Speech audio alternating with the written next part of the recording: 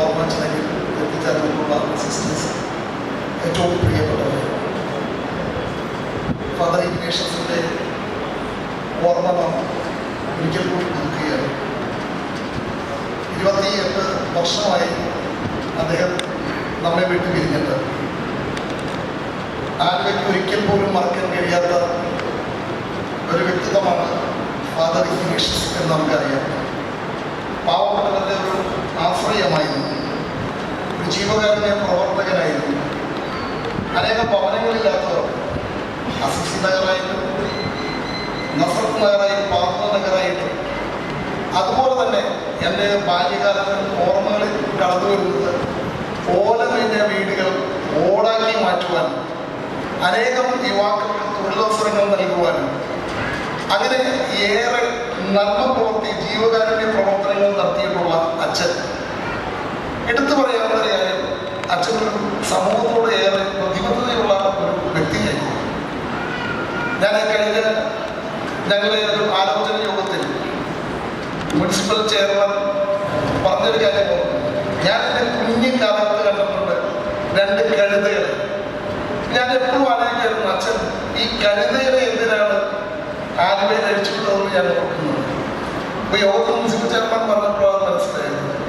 നമ്മുടെ ജനറൽ ആശുപത്രിയിലെ food waste അത് കഴിക്കുവാൻ വേണ്ടി അച്ഛൻ വളരെ ദീർഘവീക്ഷണത്തോടുകൂടിയായിരുന്നു അന്ന് 2 കഴുതകളെ ആലുവയിൽ നിറച്ചത്. ചെറുപ്പക്കാർക്ക് ഒരു ആശ്രയമായിരുന്നു. പഴയ കാലഘട്ടത്തിൽ ആരോഗ്യമുള്ള യുവാക്കൾ ഉണ്ടാകണമെന്നുള്ള കാര്യത്തിൽ അച്ഛൻ ജംനീഷ് തുടങ്ങി. എനിക്ക് തോന്നുന്നു ആലുവയിലെ ആദ്യത്തെ ജംനീഷമായിരിക്കും ഫ്രണ്ട്ഷിപ്പ് ഹൗസിൻ്റെ. അതുപോലെ കരാട്ടെ ഇറങ്ങിയ ടൈമിൽ ഞാനൊക്കെ വളരെ കുഞ്ഞിലെ ഫ്രണ്ട്ഷിപ്പ് ഹൗസിൻ്റെ കരാട്ടെ കാണാൻ ഇങ്ങനെ ആകാംക്ഷയോടുകൂടി നിന്നുമായിരുന്നു. കാരണം കരാട്ടെ തുടങ്ങിയ ടൈമിൽ കരാട്ടെ സംഘം അദ്ദേഹം ഇവിടെ കൊണ്ടുപോകുന്നു. അതുപോലെ നമ്മുടെ ചെറുപ്പക്കാർ വഴിയിൽ കലങ്കിലൊക്കെ ഇരിക്കുന്ന ഒരു സ്വഭാവം ഉണ്ടായിരുന്ന ഒരു കാലഘട്ടം ഉണ്ടായിരുന്നു. അതിനെ മാറ്റിമറിച്ചുകൊണ്ട് ക്ലബ്ബുകൾ ഉണ്ടാക്കാൻ തുടങ്ങി. ഗാനങ്ങൾ വളരെ പ്രസിദ്ധമാണെന്ന് നമുക്കറിയാം. ഇവിടെ യുവാക്കൾക്ക് വേണ്ടി നസ്രത്ത് ക്ലബ്ബ് ഉൾപ്പെടെ ഉള്ളത് അദ്ദേഹത്തിൻ്റെ ഒരു സംഭാവനയായി. പഴയ കാലങ്ങളിൽ ഇംഗ്ലീഷ് മീഡിയത്തിൽ പഠിക്കാമെന്ന് പറഞ്ഞാൽ വളരെ ബുദ്ധിമുട്ടുള്ള ഒരു കാലഘട്ടം. ആ കാലഘട്ടത്തിൽ അച്ഛൻ മലയാളം മീഡിയം തുടങ്ങിയാണ്. നസ്രത്ത് സ്കൂൾ ആരംഭിക്കുകയാണ്, LP സ്കൂൾ. അനേകം പേരുടെ ആശ്രയമായിരുന്നു ആ സ്കൂൾ. ഞാൻ മാർക്കറ്റ് ഭാഗത്ത് താമസിക്കുന്ന സമയത്ത്, ആലുവ ടൗണിൽ താമസിക്കുന്നിടത്ത് നടന്ന് നസ്രത്ത് LP സ്കൂളിൽ പഠിക്കാൻ വരുമായിരുന്നു. 2ാം ക്ലാസ്സാണ് ആദ്യം സ്റ്റാർട്ട് ചെയ്തത്. 1ാം ക്ലാസ് 2ാം ക്ലാസ് ഞാൻ ആദ്യത്തെ വിദ്യാർത്ഥിയായിരുന്നു, ആദ്യത്തെ ബാച്ചിലായിരുന്നു. 3ാം ക്ലാസ്സായി 4ാം ക്ലാസ്സായി ഞങ്ങൾ കൂട്ടമായിട്ട് അച്ഛനോട് എന്ന് പറഞ്ഞു, അച്ഛൻ ഒന്ന് UP ആക്കണമെന്ന് പറയുകയാണ്. അച്ഛൻ പറഞ്ഞു നോക്കട്ടെ എന്ന് പറഞ്ഞ് വളരെ സ്നേഹത്തോടു കൂടി വിടുമായിരുന്നു. പക്ഷെ അച്ഛനൊന്ന് വിചാരിച്ചില്ല ഒരു പക്ഷെ നടക്കാമായിരുന്നു. പക്ഷെ അത് കഴിഞ്ഞ് 4ാം ക്ലാസ് കഴിഞ്ഞ് നമ്മൾ സെന്റ് മേരീസിലും പെൺകുട്ടികൾക്ക് സെന്റ് ഫ്രാൻസിസിലും എല്ലാം പോകാനുള്ള ഒരു അവസരങ്ങളുണ്ടായിരുന്നു. അങ്ങനെ ചെറുപ്പക്കാലത്തും കുട്ടികൾക്കുമെല്ലാം ഏറെ ആശ്രയമായിരുന്ന അച്ഛൻ ആലുവ ജനങ്ങൾക്ക് ഒരിക്കൽ പോലും മറക്കാൻ കഴിയാത്ത ഒന്നാണ്. ഞാൻ എൻ്റെ ബാല്യകാലത്ത് ഞാൻ ഓർക്കുകയാണ്, ഞാൻ അഭിനയിച്ച ഒരു നാടകത്തിൽ ഞാനൊരു മന്ത്രിയായിരുന്നു, ഒരു രാജാവിൻ്റെ മന്ത്രി. ആ നാടകത്തിൻ്റെ പേര് ജോക്രിൻ സാക്രിൻ എന്നായിരുന്നു. ആ നാടകത്തിൽ എൻ്റെ ഒരു കടന്നുവരവുണ്ടായിരുന്നു, പൊട്ടിച്ചിരിച്ചുകൊണ്ടുള്ള ഒരു കടന്നുവരവുണ്ടായിരുന്നു. അച്ഛനത് ഭയങ്കരമായിട്ട് ഇഷ്ടപ്പെട്ടു. എനിക്കറിയില്ല അച്ഛൻ ഇഷ്ടപ്പെട്ട കാര്യം. പക്ഷെ അച്ഛൻ ഒരിക്കൽ ക്ലാസ്സിൽ വന്നപ്പോൾ ചിരിക്കാൻ അറിയാവുന്ന ആരെയും ചിരിക്കാൻ പറഞ്ഞു. ആരും ഉണ്ടായിരുന്നില്ല. ഞാൻ ആ കൂട്ടത്തിൽ എഴുന്നേറ്റ് പറഞ്ഞു. അച്ഛൻ നിരാശയോട് പോകാൻ നേരത്ത് ഞാൻ പറഞ്ഞു, ഞാൻ ചിരിക്കാം അച്ഛനോ എന്ന് പറഞ്ഞു. ഞാനത് പൊട്ടിച്ചിരിച്ചു. പച്ചപ്പുറത്ത് പോലെ ഇനിയും ചിരിക്കുമെന്ന് പറഞ്ഞു. എന്നെ ചിരിപ്പിച്ചിട്ട് അച്ഛൻ പറഞ്ഞു, നിനക്ക് ഞാനൊരു സമ്മാനം തരുമെന്ന് പറഞ്ഞു. അടുത്ത ആഴ്ച അച്ഛൻ വരിക. അച്ഛന് കുട്ടികളെ ഭയങ്കര ഇഷ്ടമാണ്. ഇന്നത്തെ ആഴ്ച വന്നു. അച്ഛൻ എന്നെ എഴുന്നേപ്പിച്ചിട്ട് ഒന്നും ചിരിക്കാൻ പറഞ്ഞു. ഞാൻ ഭയങ്കരമായിട്ട് പൊട്ടിച്ചിരിച്ചു. കൂടെയുള്ള സിസ്റ്റേഴ്സ് അടക്കമുണ്ടോ അന്ന് സിസ്റ്റേഴ്സ് ചിരിച്ചു എന്നോടൊപ്പം. പക്ഷെ എൻ്റെ അച്ഛൻ ചേർത്ത് പിടിച്ച കാര്യം ഞാനോട് പറയുന്നില്ല. ഞാൻ ആകാൻ കഴിഞ്ഞിട്ടില്ലാത്ത കാര്യം പറഞ്ഞിട്ട് കാര്യമില്ല. ആ ചിരി എന്നെ ഭയങ്കരമായി വളർത്തുന്ന പറഞ്ഞിരുന്നത്. അപ്പോൾ അച്ഛൻ്റെ ഓർമ്മ ഞാൻ ഇപ്പോഴും എൻ്റെ ഉള്ളിൻ്റെ ഉള്ളിൽ നടന്നു നിൽക്കുകയാണ്. അച്ഛൻ്റെ ദിവസം സമ്മാനമായിട്ട് വന്നു. ഞാൻ അച്ഛൻ എന്താണ് കൊണ്ടുവരുന്നത് ഞാൻ ആകാംക്ഷയോട് നോക്കിയപ്പോൾ ഞാൻ അന്ന് രാശിക്കായ അച്ഛൻ കേട്ടിട്ടുണ്ട്. അച്ഛൻ വിദേശത്ത് പോയപ്പോൾ കൊണ്ടുവന്ന ഒരു കുപ്പി രാശിക്കായ എനിക്ക് കൊണ്ടുവന്ന് വരിക. എൻ്റെ ഓർമ്മകളിൽ നിറഞ്ഞു നിൽക്കുകയാണ്. അച്ഛൻ വലിയ സ്മാരകമൊന്നും നമ്മൾ വലുതാക്കിയിട്ടില്ലെങ്കിൽ പോലും ആ പുഷ്പം ഇന്നും വാടാതെ വന്നാതെ നിറഞ്ഞു നിൽക്കുന്നത് നമ്മുടെ മനസ്സുകളിൽ ഉൾക്കൊള്ളുന്ന അച്ഛൻ്റെ നന്മയാണ്. അച്ഛൻ സ്വർഗത്തിൽ നിന്ന് നമ്മളെ കാണുന്നുണ്ട് എന്നുള്ള കാര്യത്തിൽ യാതൊരു സംശയവും വേണ്ട. അനേകം പേരുടെ പ്രാർത്ഥനകൾ അച്ഛൻ്റെ കീഴിലുണ്ട്. അച്ഛനെ മുറിവുകൾ ഏറ്റിട്ടുണ്ടെങ്കിൽ ആ മുറിവുകൾ അച്ഛനെ മഹത്വപ്പെടുത്തുന്നുണ്ട് എന്നുള്ള കാര്യത്തിൽ യാതൊരു സംശയവും വേണ്ട. ഞാനൊരു ദീർഘമായ പുസ്തകത്തിലേക്ക് കിടക്കുന്നില്ല. നമ്മുടെ സ്കൂൾ ജൂബിലിയിലേക്ക് കിടക്കുകയാണ്. 6ാം നൂറ്റാണ്ടിന്റെ നിറവിലേക്ക് കടന്നു വരുന്ന സ്കൂൾ അനേകം വിദ്യാർത്ഥികൾക്ക് ഒരു ആശ്രയമായിരുന്നു. ഇപ്പോൾ ഇന്ന് ഇംഗ്ലീഷ് മീഡിയമാണ്. സിസ്റ്റേഴ്സിന്റെ പ്രത്യേക വാത്സല്യവും എല്ലാം പഠനത്തിലേറെ ശ്രദ്ധിച്ചുകൊണ്ടും ആ കുടുംബ മനസ്സുകളിൽ ദൈവത്തിന്റെ സ്നേഹം വളർത്തിക്കൊണ്ടും അവരെ വളർത്തിയെടുക്കാൻ കഴിഞ്ഞിട്ടുള്ള ആ വിദ്യാലയത്തിന്റെ 50കളുടെ നിറവിൽ നിൽക്കുമ്പോൾ ആ സുവർണ്ണ ജൂബിലി ആഘോഷത്തിൽ പങ്കെടുക്കാൻ സാധിച്ചതിലും ഇതിന്റെ ഒരു നേതൃത്വം വഹിക്കാൻ കഴിഞ്ഞതിൽ എനിക്ക് അതിയായ സന്തോഷമുണ്ട്. ഞാൻ എൻ്റെ ദൗത്യത്തിലേക്ക് കടക്കുകയാണ്. ഈ ചടങ്ങ് ഉദ്ഘാടനം ചെയ്യുന്നത് ബഹുമാനരായ ജസ്റ്റിസ് കുര്യൻ ജോസഫ് അവറുകളാണ്. ഒരു മുഖവരയുടെ ആവശ്യമില്ല എന്നറിയാം. ഞാൻ എപ്പോഴും ശ്രദ്ധിക്കുമായിരുന്നു, സാറിനെ എപ്പോഴും ശ്രദ്ധിക്കുമായിരുന്നു. ഒരു കുട്ടിയുടെ മുഖമാണ് ജസ്റ്റിസിനുള്ളത്. വളരെ ദൈവഭക്തിയുള്ള എന്നാൽ നല്ല സ്വഭാവമുള്ള അദ്ദേഹത്തിൻ്റെ വാക്കുകൾ ഞാൻ പലപ്പോഴും സോഷ്യൽ മീഡിയയിലൂടെ ശ്രദ്ധിക്കുമായിരുന്നു. അങ്ങേയതിൻ്റെ ഉദ്ഘാടനത്തിൽ ലഭിച്ചത് ഈ ചടങ്ങിനെ ധന്യമാക്കിയിട്ടുണ്ട്. അദ്ദേഹത്തിൻ്റെ സാന്നിധ്യത്തിൽ അതിയായ സന്തോഷം ഞങ്ങൾ ആലുവയിലെ മക്കൾക്കുണ്ട് എന്നുള്ള കാര്യത്തിൽ യാതൊരു സംശയവുമില്ല. ജസ്റ്റിസ് ബഹുമാന്യനായ ജസ്റ്റിസ് കുര്യൻ ജോസഫിനെ ഈ വേദിയിലേക്ക് ഹാർദവമായി സ്വാഗതം ചെയ്യുന്നു.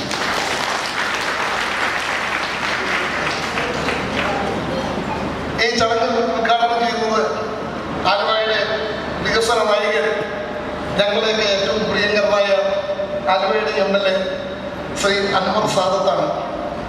അദ്ദേഹത്തെ ഈ യോഗത്തിലേക്ക് സ്വാഗതം ചെയ്യുന്നു. ഇവിടെ സുവർണ്ണ ജൂബിലിയുടെ ഗാന രചയിതാവ് ശ്രീ ഐസക് അവരുടെ ഐസക്കിനെ പൊന്നാട അണിയിച്ച് സ്വീകരിക്കുന്നത് ആലുവയുടെ നഗരപിതാവ്, ആലുവയുടെ പട്ടണത്തിൻ്റെ വികസന നായകൻ, ഞങ്ങളുടെയൊക്കെ പ്രിയങ്കരനായ ശ്രീ MO ജോൺ അവറുകളെ ഈ വേദിയിലേക്ക് സ്വാഗതം ചെയ്തു. ഈ ചടങ്ങ് അധ്യക്ഷത വഹിക്കുന്നത്, ഞാൻ ആദ്യം പറയേണ്ടതായിരുന്നു, അധ്യക്ഷത വഹിക്കുന്നത് mister provincial Saint Thomas Capuchin പ്രൊവിൻസിന്റെ റവറൻഡ് ഫാദർ ജെയ്സൺ കാളലാണ്. അച്ഛനെ ഈ യോഗത്തിലേക്ക് ആർദ്രമായി സ്വാഗതം ചെയ്യുന്നു. ചൂർണിക്കര പഞ്ചായത്ത് പ്രസിഡന്റും CPM-ന്റെ ഏരിയ സെക്രട്ടറിയുമായ പ്രിയങ്കരനായ ശ്രീ AP ഉദയമാധവരികളെ ഈ യോഗത്തിലേക്ക് സ്വാഗതം ചെയ്യുന്നു. ഈ യോഗത്തിന് ആമുഖ പ്രസംഗം നടത്തുന്ന റവറൻഡ് ഫാദർ സാജ് ചിറക്കൽ ഞങ്ങളോടൊപ്പം തന്നെ നിൽക്കുന്ന അച്ഛൻ, ഈ ചടങ്ങുകൾക്കൊക്കെ മുമ്പിൽ നിൽക്കുന്ന അച്ഛനെ ഈ യോഗത്തിലേക്ക് സ്വാഗതം ചെയ്യുന്നു. സെന്റ് തോമസ് ഇടവക വികാരി അച്ഛൻ റവറൻഡ് ഫാദർ ജോസഫ് കരിമത്തി അച്ഛനെ യോഗത്തിലേക്ക് സ്വാഗതം ചെയ്യുന്നു. FCCയുടെ provincial sister reverend sister Shefi ഡേവിസിനെ യോഗത്തിലേക്ക് സ്വാഗതം ചെയ്യുന്നു.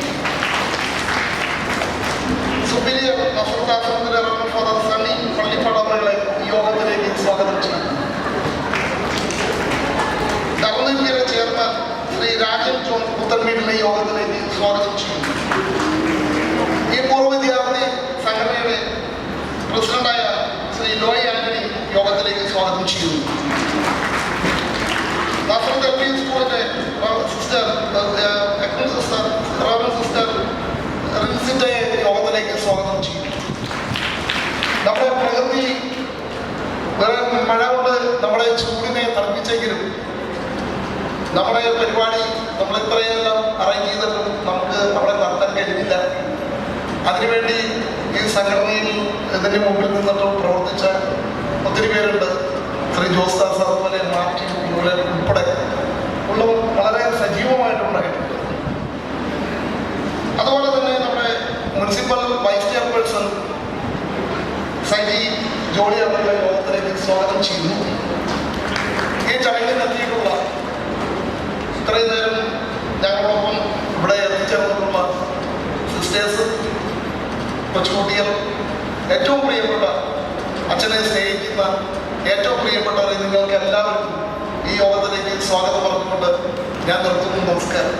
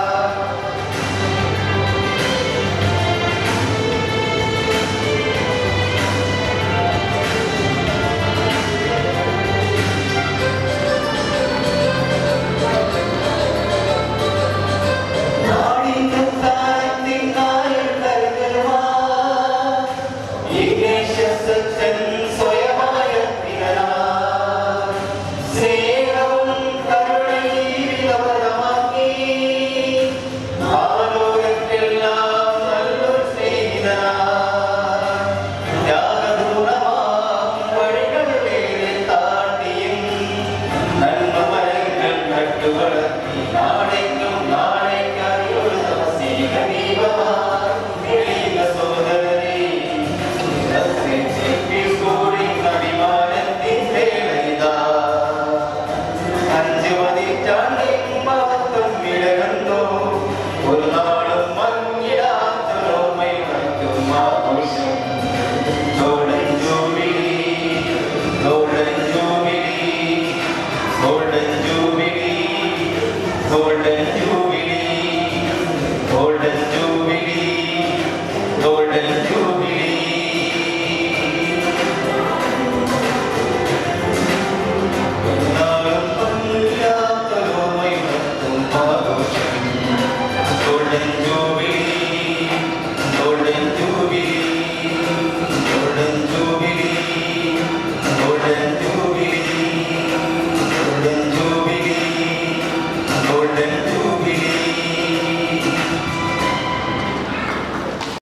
മാനവസേവയാണ് മാധവസേവ.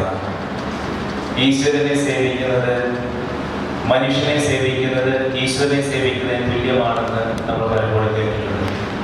വിശുദ്ധ ബൈബിളിൽ നമ്മൾ വായിക്കുന്നുണ്ട്, ഈ ചെറിയ സഹോദരന്മാരെ ഒരുവന് നിങ്ങൾ ചെയ്തു കൊടുത്തപ്പോൾ എനിക്ക് തന്നെയാണ് ചെയ്തു തന്നത്.